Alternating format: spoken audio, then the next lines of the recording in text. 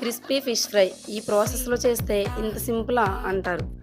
Marination కోసం పసుపు, ఉప్పు, కారం, ఒక స్పూన్ ధనియాల పొడి, ఒక స్పూన్ ఫిష్ మసాలా, ఒక స్పూన్ అల్లం వెల్లుల్లి పేస్ట్, ఒక చెక్క నిమ్మకాయ రసం, కొంచెం ఆయిల్ అండ్ వాటర్ వేసుకుని మంచిగా కలుపుకోవాలి.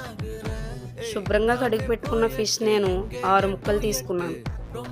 ముందుగా రెడీ చేసుకున్న మసాలా పేస్ట్ ముక్కలకి రెండు వైపులా బాగా కలుపుకొని ఒక 1 అవర్ ఫ్రిడ్జ్లో పెట్టుకొని ఫ్రై చేసుకుంటే చాలా క్రిస్పీగా ఉంటుంది ముక్క.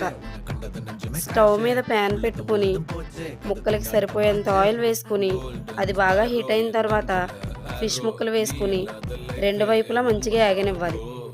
ఒక 20 మినిట్స్ వేపుకుంటే సరిపోతుంది. అంతే, క్రిస్పీ ఫిష్ ఫ్రై రెడీ. లాస్ట్లో నిమ్మకాయ పిండుకుని ఆనియన్స్ వేసుకుని తింటే టేస్ట్ అదిరిపోద్ది. For more recipes follow my channel.